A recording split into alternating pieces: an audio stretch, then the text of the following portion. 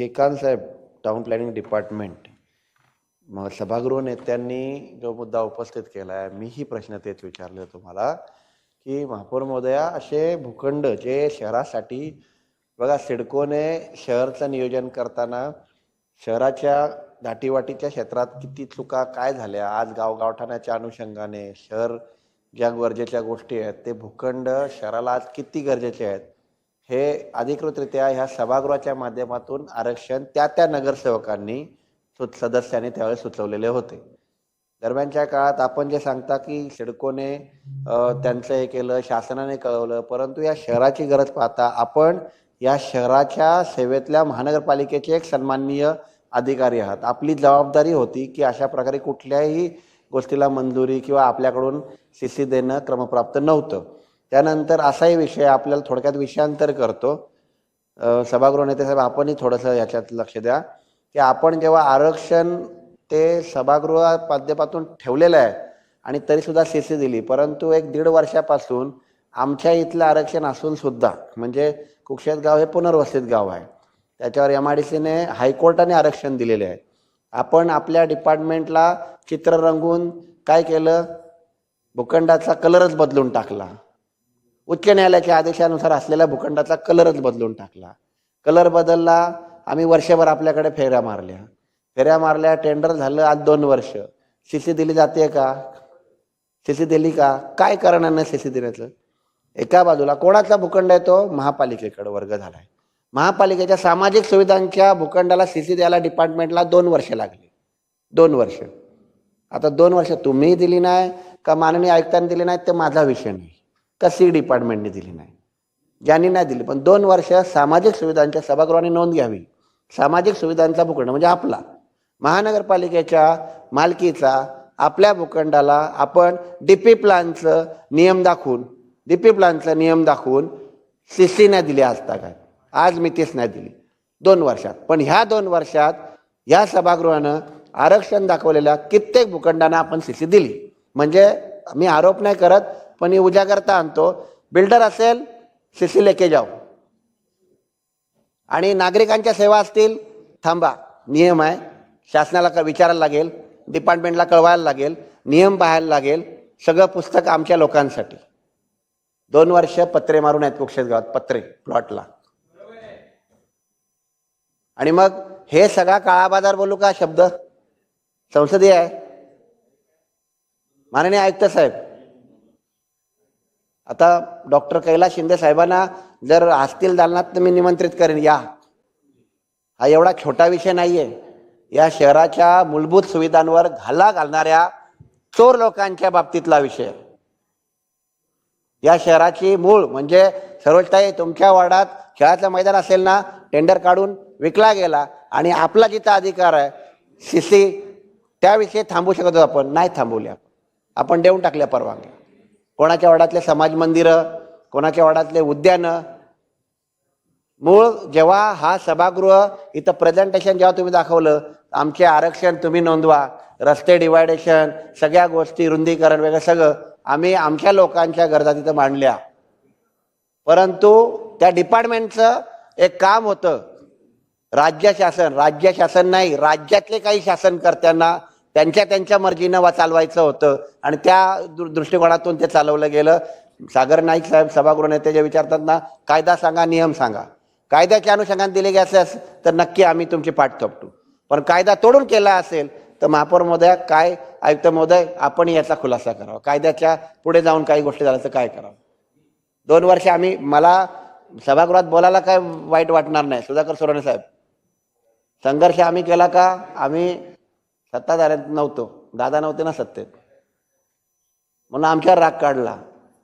2 वर्षात फाईलला हात नाही लावला आमच्या, चालेल, काय हरकत नाही ना. गटारानं, फुटपाथनं रस्ते, आमची लोक चालत टॅक्स भरत नव्हती. आता 6 महिन्यापासून महापौर खुर्चीवर बसल्यात, मी सभापती आहे तुमच्या डिपार्टमेंटचा, टाउन प्लॅन डिपार्टमेंट, आणि माझ्या इथल्या मूळ सामाजिक सुविधांचा पुनर्वसित गाव आहे, हायकोर्टाची ऑर्डर आहे, तरी आम्हाला CC दिली नाही. म्हणजे CC देता का CC अशी भीक मागण्याची वेळ सुद्धा आणली. काय आम्हाला लोकांचा विचार कराल. बिल्डर दार्जिनाची तुम्ही सांगताना राज्य शासनाने सांगितलं द्यावी लागली, तुम्ही म्हणजे हे पण कबूल करता का राज्य शासनाने महानगरपालिकेच्या अनुषंगाने जे मर्जी करायचं ते केलं? या शहराची वाट लागली तरी चालेल, परंतु आमचा बिल्डर सुखावला पाहिजे, आम्हाला सीसी दिली गेली पाहिजे. सांगा कुठल्या कायद्याने, कुठल्या अधिकाराने, आणि कुक्षेतचा पण खुलासा करा, मग मी बोलतो. कुक्षेत येथील हेल्थ सेंटरचा प्रस्ताव हा सन्माननीय आयुक्त महोदय यांच्याकडे मंजुरीसाठी सादर करण्यात आलेला आहे ऑलरेडी. त्याच्यावरती शहर अभियंता यांच्याशी चर्चा करून माननीय आयुक्त महोदय किती वेळा फाईल गेली आयुक्तांकडे? किती वेळा गेली? किती वेळा गेली आयुक्त साहेबांकडे? तुम्ही किती वेळा पाठवली? सीने किती वेळा पाठवली? अरे राग असा काढायला बिंदा तयार होतो आम्ही घ्यायला राग, आणि तरी येणार तुमच्या दालनात झोकायला, तरी येणार नाही. माझं काम करा म्हणून फाईल घेऊन नाही येणार तुमच्या दालनाच्या बाहेर.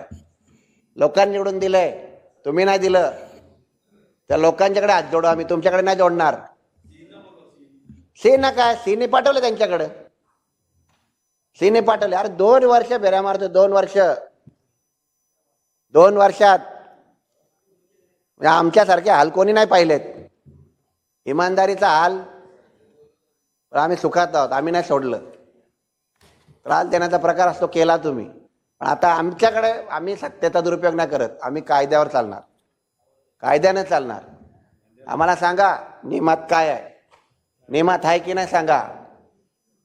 मी बोलन तुम्हाला, जिथं सागर नाईक साहेबांची पाठ थोपटायला त्यांच्यापेक्षा मोठा आहे मी वयानं, खरोखर ॲप्रिशिएट करायला लागेल.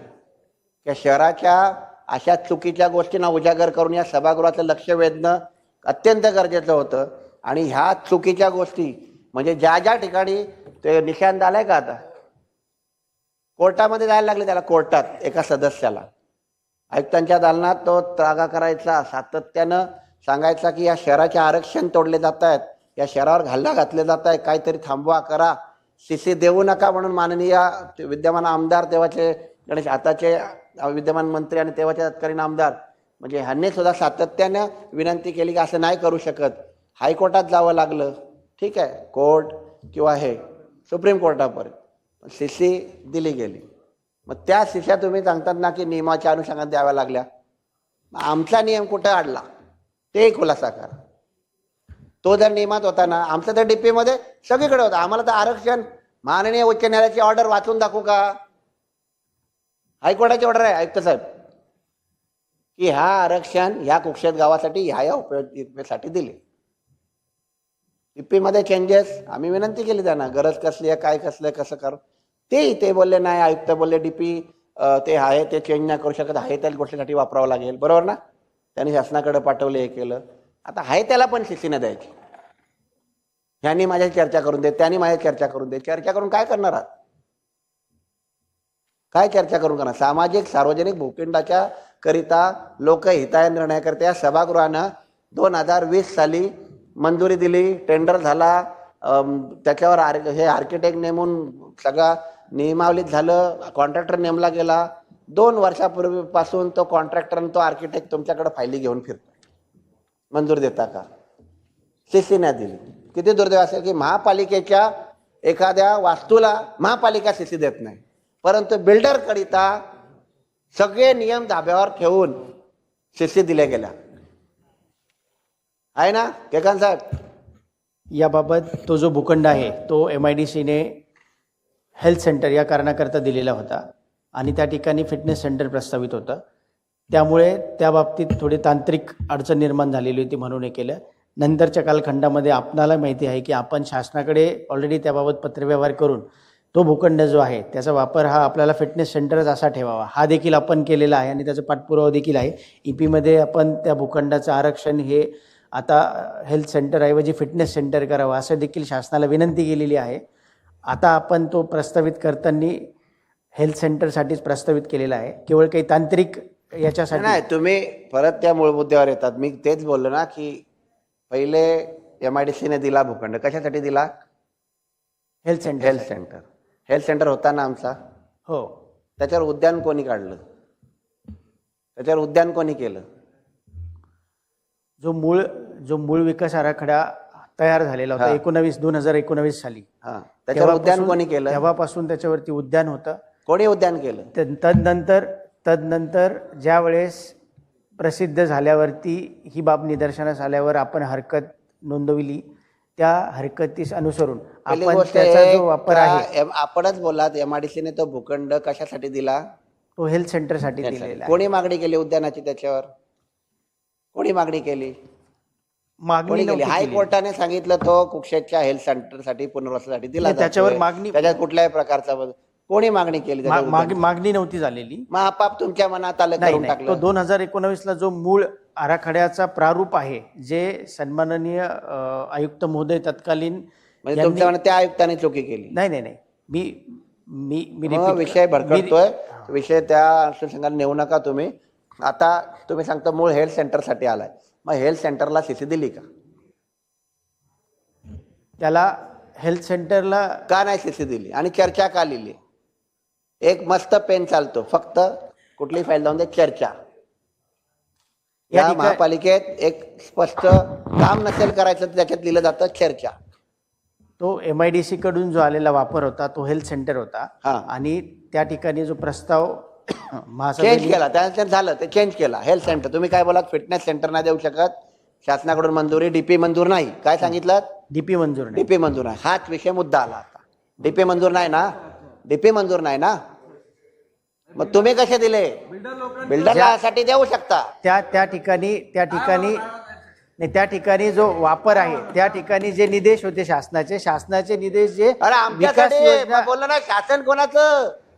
बिल्डरांचं. विकास योजना प्रसिद्ध करण्यापूर्वी ज्या वापराकरिता विक्री वितरण केलेल्या भूखंडांना त्या वापराकरिता सीसी द्यावी, असे ते शासनाचे निर्देश होते. कोणाचा? कुठल्या डिपार्टमेंटचा निर्देश होते? कुठल्या डिपार्टमेंटचा निर्देश होते? शासनाच्या नगर विकास शासन कुठलं? विभागाचे निर्देश कुठलं? होते. शासनाचा कुठला विभाग? महाराष्ट्र शासनाच्या नगर विकास विभागाचे ते निर्देश लावलं? होते. शहराचं कसं भलं होतंय. धन्यवाद. लय भारी. लेटेस्ट अपडेट्स और ताजा तरीन खबरों के लिए TV1 इंडिया लाइव को सब्सक्राइब कीजिए और नोटिफिकेशन पाने के लिए बेल आइकॉन को दबाना मत भूलिए।